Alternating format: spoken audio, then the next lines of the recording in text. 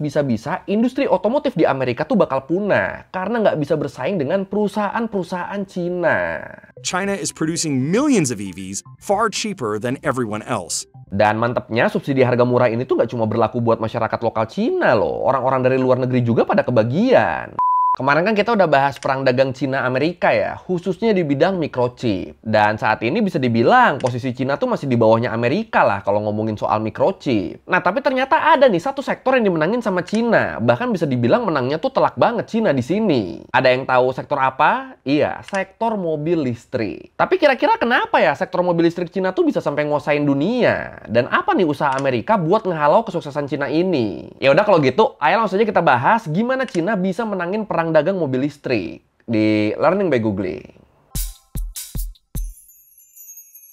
Ya, sekarang kan makin banyak ya orang yang pengen ngurangin penggunaan bahan bakar fosil, terutama buat kendaraan bermotornya. Makanya kendaraan listrik kan makin kesini makin diminatin kan. Banyak banget tuh yang milih buat ninggalin mobil BBM-nya buat pindah ke mobil listrik. Ya, soalnya mobil listrik kan selain lebih ramah lingkungan, lebih hemat juga kan, karena nggak harus terus-terusan beli bensin. Dan kalau kita ngomongin mobil listrik, perusahaan mobil listrik paling terkenal sekarang tuh mungkin Tesla ya. Perusahaan dari Amerika punyanya Elon Musk. Nah, tapi yang banyak orang nggak sangka, walaupun di Amerika ada Tesla, tapi ternyata Amerika tuh bukan negara produsen mobil listrik terbesar loh. Amerika tuh justru kalah jauh dari Cina. Wah. Kalau menurut Al Jazeera, sebelumnya perusahaan mobil listrik dari barat, kayak dari Amerika sama Eropa, mereka tuh emang memimpin di pasar mobil listrik. Sebelumnya saingan mereka tuh paling cuma perusahaan atau brand yang berasal dari barat juga. Tapi sekarang beda, saingan mereka tuh justru Cina yang ngebikin penjualan dan saham perusahaan-perusahaan mobil listrik barat jadi turun drastis. Contohnya kayak Tesla deh, di kuartal pertama tahun 2024, Tesla tuh ngalamin penurunan penjualan sebesar 20% dibanding tahun 2023 di periode yang sama. Terus harga saham mereka juga tuh turun sebanyak 25% sejak awal tahun 2024. Dan dipercaya penurunan penjualan dan harga saham Tesla ini disebabkan oleh berkembangnya produksi mobil listrik dari Cina. Sengaruh itu loh buat barat loh.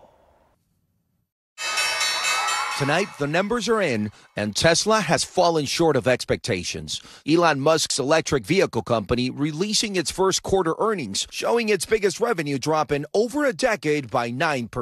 Kalau menurut International Energy Agency disebut, di tahun 2023, hampir 60% penjualan mobil listrik dunia tuh berasal dari Cina. Padahal ini kalau dibandingin sama penjualan di tahun 2012, cuma 0,1%-nya doang yang berasal dari Cina. Ini kan gila kan? Cuma dalam 11 tahun doang loh, Cina berhasil ningkatin penjualan mobil listrik mereka dari yang tadinya cuma 0,1% jadi 60%. Bener-bener pesat banget berarti kan perkembangannya kan. Makanya nggak heran kalau banyak pengamat yang nyebut Cina tuh agresif banget di sektor mobil listrik ini. Dan kalau menurut The Guardian, salah satu periode peningkatan penjualan tertinggi mobil listrik Cina tuh terjadi di tahun 2022. Meningkat dari 1,3 juta unit di tahun 2021 jadi 6,8 juta unit di tahun 2022.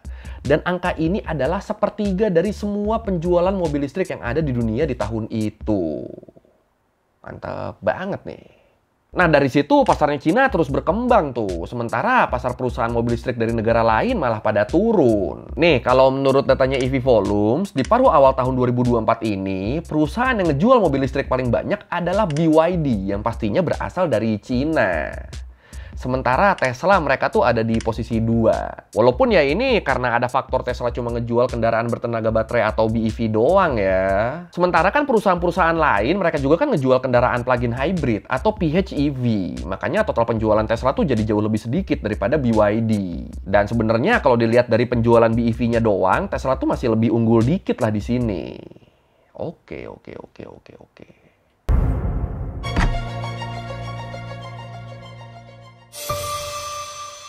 Nah, kalau lu perhatiin dari 5 perusahaan kendaraan listrik teratas, 3 diantaranya tuh sekarang tuh berasal dari Cina loh. BYD di nomor 1, Geely di nomor 4, sama GM Wuling di nomor 5. Atau kalau mau dilanjut sampai 20 besar misalnya, itu 11 diantaranya tuh berasal dari Cina. Lebih dari setengahnya berarti yang dari Cina. Dan ya jelas ini nunjukin kalau Cina tuh emang se-overpower itu di bidang mobil listrik. Jadi ya pantas aja kalau Cina nguasain hampir 60% pasar mobil listrik dunia. Emang cara suksesnya Cina tuh gimana sih? Kalau menurut CBS News, semuanya tuh balik lagi ke pemerintahnya. Jadi sejak mobil listrik muncul pertama kali, pemerintah Cina tuh emang udah pengen ngembangin industri mereka sendiri. Soalnya mereka terinspirasi dari Jepang yang ngebikin kebijakan kontrol industri terpusat di sektor otomotif di tahun 70 dan 80-an. Nah, Cina tuh pengen niru itu. Makanya waktu mobil listrik muncul, pemerintah Cina tuh ngelihat ini sebagai peluang industri yang menjanjikan banget. Makanya mereka langsung ngeluarin kebijakan yang nge-support perusahaan-perusahaan yang mau ngembangin mobil listrik. Dan karena pemerintah Cina pengen banget negaranya berkembang di sektor ini, jadinya mereka tuh ngeluarin subsidi gede-gedean buat para developernya. Alasannya supaya industri mobil listrik Cina bisa cepat berkembang dan maju. Ya, kalau visinya udah jelas gini tuh emang enak ya. Jadi tahu harus ngapa-ngapain aja. Terus juga karena biaya pembuatannya disubsidi sama pemerintah kan, jadinya mobil-mobil listrik Cina tuh bisa dijual dengan harga yang lebih murah.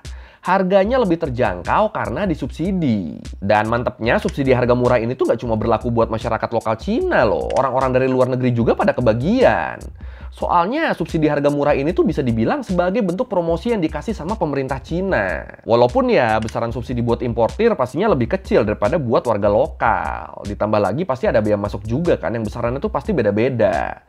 Yang ngebikin harga mobilnya jadi lebih mahal dari aslinya. Tapi ya walaupun gitu, walaupun subsidinya lebih kecil dan kena biaya masuk segala macem, tapi tetap mobil-mobil listrik dari Cina tuh tetap jauh lebih murah dibandingin mobil listrik dari negara lain. Apalagi di Cina sendiri pemerintah juga kan ngeberlakuin pengecualian pajak kan. Jadi warga Cina yang beli mobil listrik lokal tuh nggak perlu bayar pajak penjualan. Dan kebijakan bebas pajak ini akan terus diberlakukan sampai tahun 2027. Jadi ya hajar terus pokoknya mereka nih. The nation is now the world's largest EV market. China's electric car sector has been supercharged by government subsidies and the rise of domestic EV companies. Beijing recently doubled its subsidies for drivers willing to swap from petrol engine cars to those with electric motors. Terus alasan lain yang ngebikin mobil listrik dari Cina harganya murah adalah komponen-komponennya yang bisa mereka dapetin dengan mudah. Jadi gini, kalau menurut laporan dari Goldman Sachs, perusahaan keuangan multinasional dari Amerika, disebut komponen paling mahal dalam pembuatan mobil listrik tuh kan baterainya ya. Disebut sebanyak 30% dari total biaya pembuatan mobil listrik tuh dipakai buat bikin atau beli baterainya doang. Nah, untungnya buat Cina di sini, perusahaan baterai mobil listrik terbesar di dunia saat ini, CATL, itu tuh berasal dari Cina. Makanya kalau menurut CNBC, Cina tuh sampai nguasain 80% pasar baterai kendaraan listrik dunia. Jadi ya jelas untung banget lah posisi Cina di sini. Di saat perusahaan dari negara lain harus ngimpor baterai kan, nah itu Cina nggak perlu tuh. Ya gimana, orang mereka produsen utamanya. Terus selain itu, kalau menurut United States Institute for Peace disebut 90% chip semikonduktor tercanggih di dunia tuh kan berasal dari Taiwan ya. Yang mana ini juga tuh jauh lebih menguntungkan buat Cina. Belum lagi ditambah faktor tenaga kerja di Cina yang lebih murah kan. Nah makin-makin deh tuh murahnya mobil listrik Cina. Bener-bener karena aspek-aspek tadi, mobil listrik Cina tuh akhirnya jadi lebih terjangkau sehingga lebih diminati. Dan walaupun harganya murah, ini nggak berarti kualitasnya murahan loh. Enggak. Soalnya kalau menurut Motor Trend, walaupun Tesla tuh emang masih menang dalam hal safety dan kenyamanan, tapi kualitas dari brand-brand Cina tuh nggak kalah terlalu jauh kok. Jadi walaupun jauh lebih murah, mobil-mobil listrik dari Cina ini tetap berkualitas ya masuknya ya. Dan ini pastinya jadi salah satu faktor pendukung penjualan juga dong. Karena ya kalau murah tapi jelek dan nggak aman kan, ya orang-orang pasti pada nggak mau beli lah. Dan karena itulah makanya sekarang Cina bisa jadi negara produsen kendaraan listrik terbesar di dunia. Sampai-sampai di laporan yang dibikin sama Alliance for American Manufacturing disebut, kalau kondisinya kayak gini terus, bisa-bisa industri otomotif di Amerika tuh bakal punah. Karena nggak bisa bersaing dengan perusahaan-perusahaan Cina. Edan, segitunya ya. Dan dengan adanya laporan tadi, jelas kesuksesan Cina ini dianggap sebagai ancaman dong sama rivalnya, sama Amerika. Makanya kalau menurut Center for European Policy Analysis disebut, di masa pemerintahan Trump, Amerika tuh nerapin tarif masuk yang gede buat mobil-mobil listrik dari Cina, sebesar 27,5%. Terus di masa pemerintahannya Biden, tarif masuk mobil Cina dinaikin lagi jadi 100%. Yang otomatis ini ngebikin poin plus harga murah mobil Cina jadi hilang. Ya gimana mau murah, orang harganya jadi naik 2 kali lipat kan berarti. Terus pemerintah Amerika juga ngelarang mobil-mobil buatan Cina buat dipakai di jalan-jalan di Amerika sebagai bentuk dari pertahanan diri mereka, supaya industri lokal mereka tuh nggak hancur. Jadi ya walaupun ada orang yang sengaja beli mobil Cina dengan harga 2 kali lipat tadi, ya tetap bakalan percuma juga karena mobilnya nggak boleh dipakai kan di jalan. Jadi ya bener-bener dibatasin banget lah pokoknya. Dan kalau menurut para senator Amerika, kendaraan Cina yang disubsidi gede-gedean ini kalau dibiarin masuk ke Amerika, ini bisa berbahaya buat industri manufaktur otomotif mereka. Terus selain itu Joe Biden juga bilang, kendaraan dari Cina bisa mengumpulkan data sensitif dari warga negara kita untuk dikirim ke Cina, sehingga akan berbahaya bagi keamanan nasional. Ini gila sih kalau bener nih, kalau bener ya. Cuma ya gimana ya? Yang ngomong Biden sih. After years of warning China, President Biden put his pen where his mouth is today, quadrupling the tariff on Chinese EVs from 25% to 100%. Nah, kalau menurut BBC, walaupun nggak bisa masuk ke pasar Amerika, tapi mobil listrik Cina tuh sempat bisa masuk ke negara-negara Uni Eropa dengan tarif masuk cuma sebesar 10%. Tapi terus sekarang negara-negara Uni Eropa juga mulai pada ngelihat Cina sebagai ancaman buat sektor otomotif mereka nih. Uni Eropa jadi ikutan nganggep kalau subsidi gede-gedean dari pemerintah Cina tuh nggak adil dan nyusahin negara lain. Ya, gara-gara mobil-mobil Cina terlalu murah, perusahaan dari Eropa jadi pada kena imbasnya kan. Soalnya jadi banyak warga mereka yang jadi lebih milih buat beli produk Cina aja. Makanya akhirnya sebagai solusinya, Uni Eropa jadi ngadain pemungutan suara di antara negara anggotanya. Pemungutan suara buat ningkatin tarif masuk mobil listrik dari Cina, dinaikin sampai 45%. Dan kalau menurut Reuters hasilnya, 10 negara anggota setuju sama peningkatan tarif ini. Sementara 5 lainnya nentang dan 12 golput. Dan salah satu yang nentang tuh Jerman. Kenapa Jerman nentang? Soalnya para produsen mobil dan asosiasi industri dari Jerman, mereka tuh nganggep kalau peningkatan tarif ini adalah langkah yang salah. Soalnya Cina tuh kan jadi salah satu pasar terbesar otomotif Jerman kan. Nah, kalau sampai Uni Eropa ningkatin tarif buat Cina, ntar bisa-bisa Cinanya balas dendam dengan cara yang sama, yang bakal ngebikin produk-produk Jerman jadi kehilangan pasar. Dan ini ya jelas ngerugiin Jerman dong. Tapi ya karena hasilnya tadi mayoritasnya pada setuju kan, jadi ya tarifnya tetap dinaikin. Walaupun disebut kalau Cina mau ngelakuin negosiasi dulu, biar peningkatan tarifnya tuh nggak terlalu tinggi, biar nggak 45% banget. China is producing millions of EVs far cheaper than everyone else. But the sudden rush of Chinese cars into Europe has instead caused worry. The European Union has responded by proposing tariffs of up to 36.3%.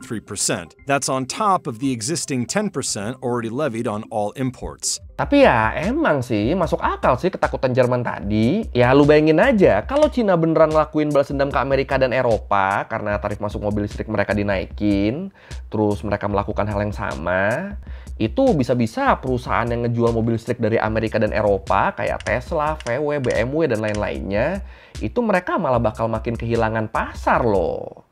Soalnya pasar mobil listrik Cina tuh kan gede banget. Apalagi kan nggak semua orang Cina pasti beli mobil listrik Cina kan. Banyak juga yang beli mobil listrik impor kan. Nah, kalau pemerintah Cina ngeberlakuin kebijakan yang sama, mereka ikutan ningkatin tarif masuk buat produk Amerika dan Eropa, yang rugi ya endingnya perusahaan-perusahaan Amerika Eropa juga kan. Apalagi kalau menurut International Energy Agency, di bulan Juni 2024, di Cina tuh ada 10,2 juta fasilitas pengisi daya untuk kendaraan listrik.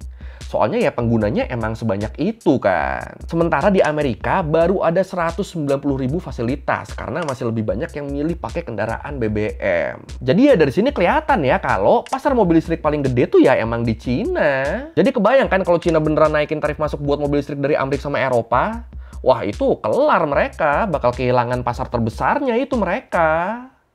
Lagian sok-sok keras sih, padahal butuh. Untung belum kejadian ya ini ya.